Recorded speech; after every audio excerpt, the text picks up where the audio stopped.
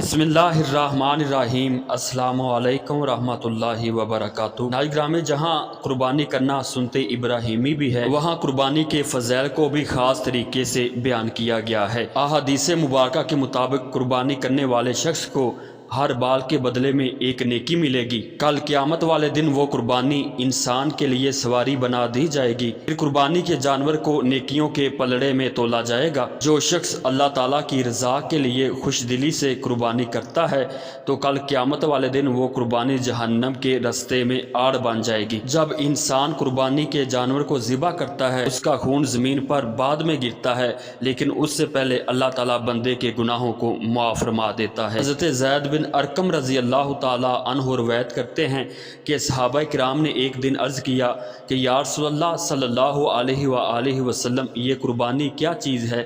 تو امام الانبیاء صلی اللہ علیہ وآلہ وسلم نے ارشاد فرمایا کہ اے صحابہ، یہ قربانی تمہارے باپ حضرت ابراہیم علیہ السلام کا طریقہ ہے، یعنی ان کی سنت ہے۔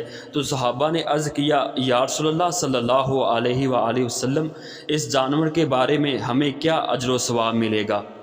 اس جانور کی قربانی کی بدلے ہمیں کیا اجر و ثواب ملے گا؟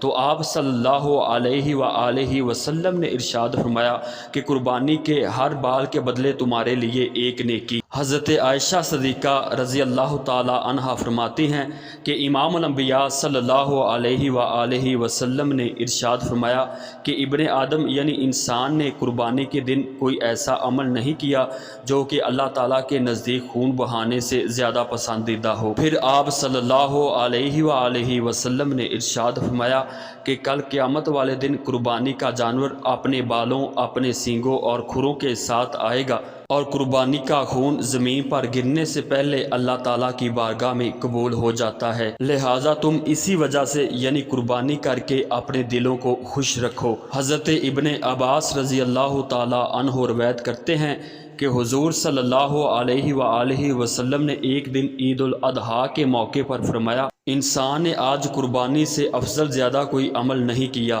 حضرت علی رضی اللہ تعالی عنہ روایت کرتے ہیں کہ امام الانبیاء صلی اللہ علیہ وآلہ وسلم نے ارشاد فرمایا کہ اے لوگو، تم قربانی کرو اور اس کے خون کے بدلے اللہ تعالیٰ کی بارگاہ سے اجر و ثواب کی امید رکھو۔ اگرچہ قربانی کے جانور کا خون زمین پر گرتا ہے، لیکن وہ اللہ تعالیٰ کی حفظ و امان میں چلا جاتا ہے۔ تو ناظرین گرامی، حضرت علی رضی اللہ تعالیٰ عنہ کا ایک قول ملتا ہے۔ ایک شخص نے حضرت علی رضی اللہ تعالیٰ عنہ سے پوچھا کہ عید الاضحیٰ کے دن قربانی کرنے والے شخص کو کیا اجر و ثواب ملتا ہے؟ اللہ تعالیٰ اسے کیا انعام عطا فرماتا ہے؟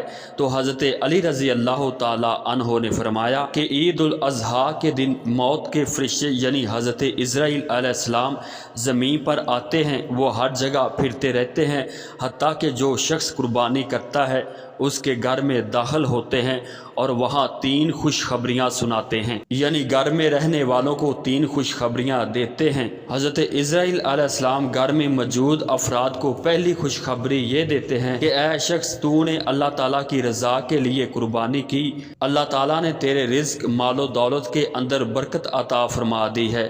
پھر وہ دوسری خوشخبری یہ سناتے ہیں کہ اے شخص، اس قربانی کے بدلے اللہ تعالیٰ عز و جل کی ذات مبارکہ نے تیری تمام پریشانیوں اور تنگیوں کو دور کر دیا ہے۔ پھر حضرت اسرائیل علیہ السلام تیسری خوشخبری یہ سناتے ہیں کہ اے گھر والو، اللہ تعالیٰ نے تمہاری دعاؤں اور التجاؤں کو قبول فرما لیا ہے۔ تو ناظرین گرامی، یہ تھی ہماری آج کی ویڈیو۔